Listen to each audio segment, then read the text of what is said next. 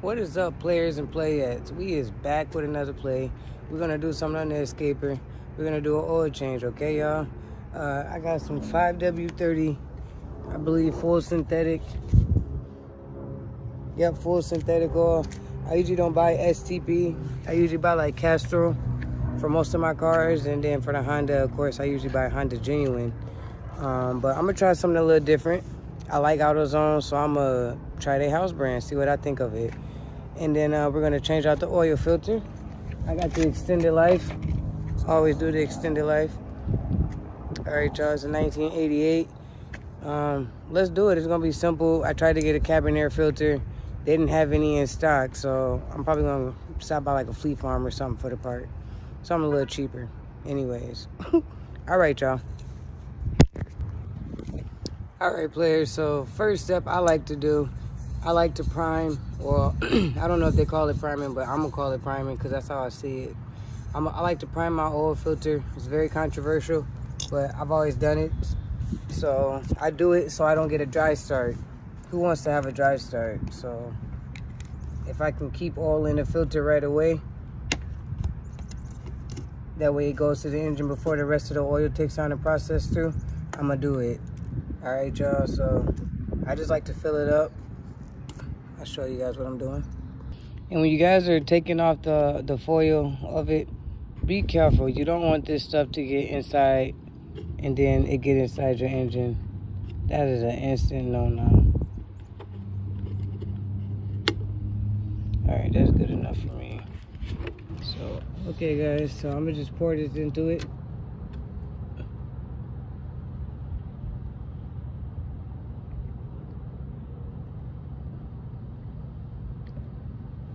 When you guys are filling up the oil filter, it goes down after it comes up. So I like to give it a sec. Oh my God, I'm losing so much oil to the ground. Why the hell didn't I use a funnel? It's mostly full in here. As you guys can see, if you can see, it's mostly full. So don't forget to get that rubber ring. That's gonna help it from sticking next time you go to remove it. So don't forget to lather that up pretty good. All right, y'all. Let's just ignore the oil that we just lost to the ground. R.I.P. That's for my dead homies. All right. Next, I like to pop the hood, guys. There's a lever on the inside, just like it is for you guys' new vehicles. If you're working on a motorhome, it'll say hood, and you just pull it. That's the only way you're gonna get this hood open. I had a hard time with that when I first bought it. Like, why won't it open? All right, so right here, my my oil cap says 10W30, but that's for basically like the summertime. I did 5W30 because it's for for wintertime. That's for winter. So I did 5W30. I'm cutting it down by 5% because that's for summer. It's a little thinner and it'll flow a little better. Also, I did full synthetic because full synthetic, you don't have to change the miles. You don't have to change the oil as much. They say about 10,000 miles, but you should really be changing it every 7,000 miles, 3,000 to 7,000 miles. If you're doing conventional, it's about 3,000 to 5,000. Full synthetic, I believe, is 7,000 to 10,000. Okay, so though my cap says 10W30, I'm putting in 5W30, guys. All right, follow me. I usually just take the top off. If I'm about to drain the oil, it helps it breathe a little quicker if I have any in there. So we'll see. Doesn't look like I have any oil in here, to be honest. Let's see. Doesn't look like there's a drop of oil in there. Oh, once it's running this time, we're gonna give it a change anyways. It's the longest dipstick I ever seen, besides my no, I'm just playing. I'm not gonna talk about my wife. Dipstick last time, that was a really good comeback. All right, we're gonna put that back in there for now.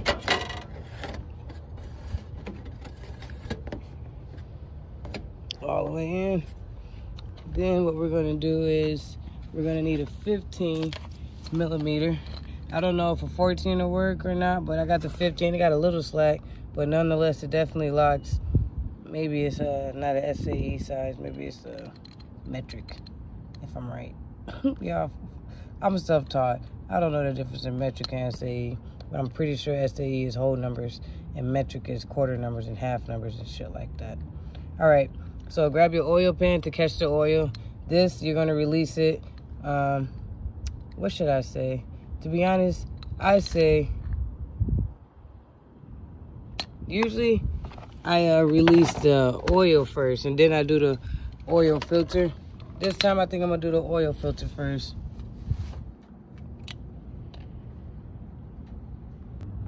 Okay guys, so if we come directly under the hood, boom, straight back, here's our oil pan. You should see it sticking out to the side. Okay, that's the driver front wheel, and I'm kind of right in the middle. There's the oil filter right here. We're gonna change, and then I think I am gonna change out the oil. No, actually, let's change this out. I don't know how much. You know what? Let's change out the oil filter. See how much oil comes out first, and then we'll change. Drop the oil out the pan.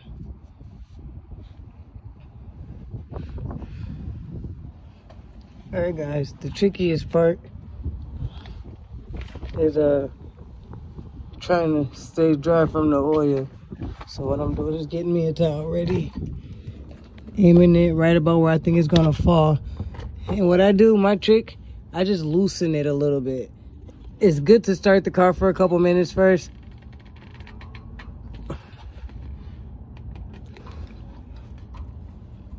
I should probably put some gloves on.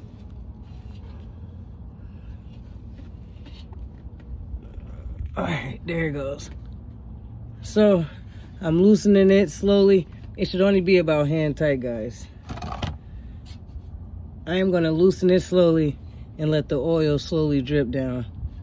Okay? See where it starts to drip, and then I'm gonna put my hand up there.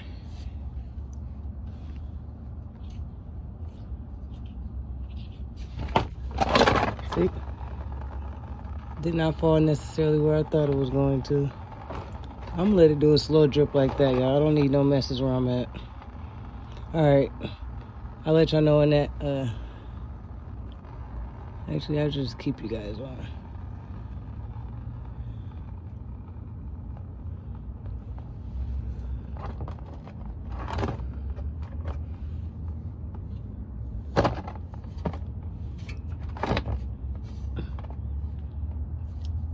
Sorry about the recording. It's a little challenging. Trying to catch oil. Change the filter, get the angle. Oh yeah, that was smooth. Yep. And that's why I wanted to put the filter in there first. In case it dropped, it wouldn't make such a big mess. Okay, it doesn't hold that much oil. That's what it looks like when you guys take it off. See the residue oil dripping? Some people just leave theirs in it. I don't necessarily want to. So I might leave a little oil spot sitting it there. Should have grabbed a paper towel. Oh, I should have grabbed a paper towel. Anyways, I'm gonna wipe this off with a microfiber towel. So it's a nice clean surface. Okay. Pretty shiny. Okay. Okay, next comes the big messy part. We're gonna take this bolt off, guys. Again, that's gonna shoot out at an angle, so hopefully it should catch it. If not, oh hell. Righty tighty, lefty loosey.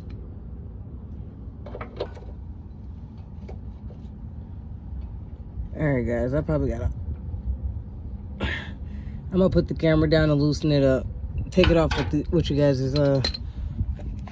guys' right size bolts. Okay, 15 millimeter. I'll be back. Okay, guys. You see if you guys can see that.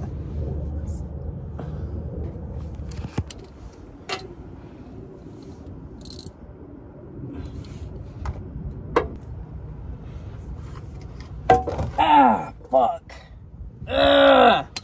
Fuck, bang my elbow. Ah, fuck. Fuck. Yes, I'm fine. Just hit my arm. Fuck. Alright guys, it's loose. I'm the last one that did it. It shouldn't be that freaking tight, but I probably did it with a breaker bar too. So, alright guys, when you get to loosening it, you want to keep pressure on it until you feel like all the threads are out, because I'm telling you it's going to come shooting out.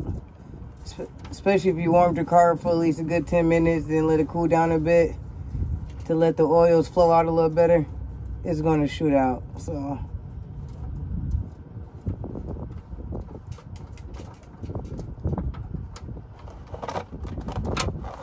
ooh, I got it, guys. Oh my God, I'm messing up my nice pants. My wife is going to kill me. She always tells me stop wearing my nice stuff out here. Oh my gosh, guys. Damn, I banged the freak out of my elbow. So slowly as it starts to drip, it comes closer in and closer in. I just let it do its thing. Alright, it's going to take about probably 10 minutes to drip dry. I'll be back when it's done dripping. My neck is compromised. Alright guys, I don't think it's been 10 minutes. I think it's been about 4 or 5 minutes. That's good enough for me though. Where's my plug? Fudge. Guys, I banged my arm, it's bleeding. Look at that. Oh my goodness, Jesus.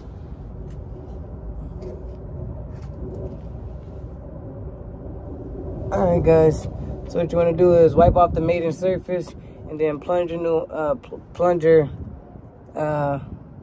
bolt back in there.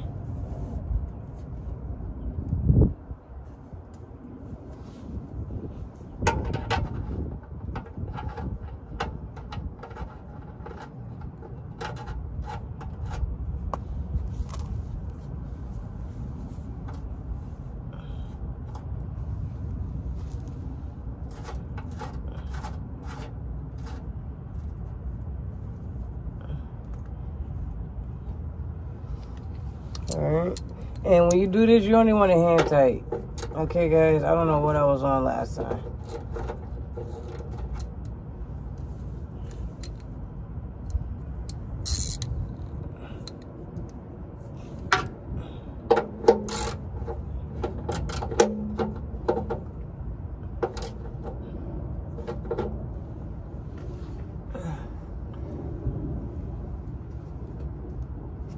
That's good. Quarter turn. It's about 13, 15 foot-pounds. All right, y'all. Let's go put some oil in this baby and wrap it up. Oh, wait. We're going to put the oil filter in now. Okay, you guys can see where the oil filter goes. Right up there. Okay, players. I ran out of oil. I ran out of storage. I ran out of oil. Okay, players. So mid-video of me getting ready to put the oil, showing you guys how to put the oil filter on, I was aware that this one, well, this is the new one I got. The other one that I had at first, it didn't fit. So therefore, I had to stop mid-video, go get the right one, which is the S5 XL for my vehicle. The way I would tell you guys to do your oil change from here on out is drain everything.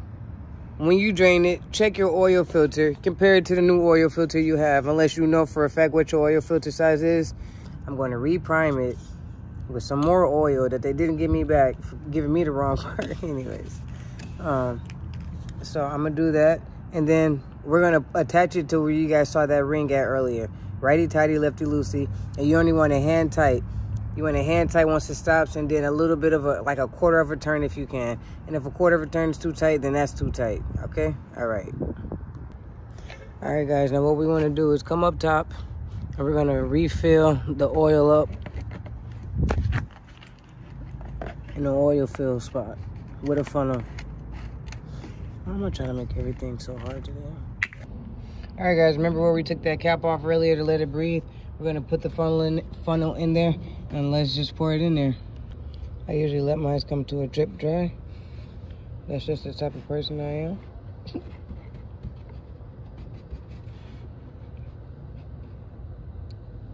And then from there, guys, we're gonna check the dipstick. We should see if it fills up to the cold line, which is the engine not started. There should be a cold fill line, and then once we start the car, we'll check the dipstick again once it's warmed up. And once it meets that line, then you know you're good. If it doesn't quite get to that line, you add more. If it's too much, then drain it. Sorry, no, I'm just playing. Okay, guys, so we're gonna pull out the dipstick and see if it meet that cold fill line mark. Oh, it met the full line mark already. Perfect. So it should probably go up a little bit higher once the engine starts. So that's good. The last oil we had was black, y'all. All right, the season is changing. No more summertime. Then what you're gonna want to do next is fill up your now empty oil container with the old oil container and recycle it at your most localist auto parts store. All right, y'all, I'm gonna let y'all hear when we give it a start. All right, guys, let's get this baby started the right way. Give it a few pumps because it's a carburetor. We're gonna get some fuel in there.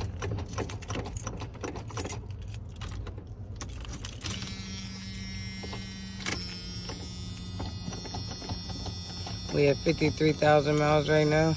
So 10,000 miles right now would be 63,000.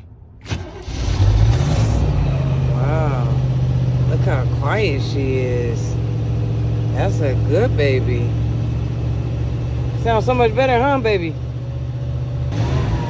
There goes my baby. Yeah.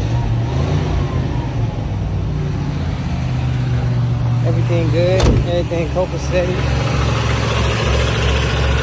Now you're gonna check at the bottom for oil leaks. Any new oil leaks, not from what I already made.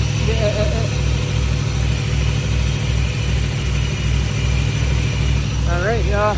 She sounds like a beauty to me. Check all your fluids. Make sure you got some fluid in there. Yep, mine already drained too, so I'm gonna put some more some more antifreeze in there, some coolant. All right. And I'm still working on it today. I think I've gotten a lot better. But when I look at him, it's like, I want to be able to have that family. And when we had it. Mm-hmm. You licking your lips, huh, Sappy? This curry is finna bust differently. Thank you, baby.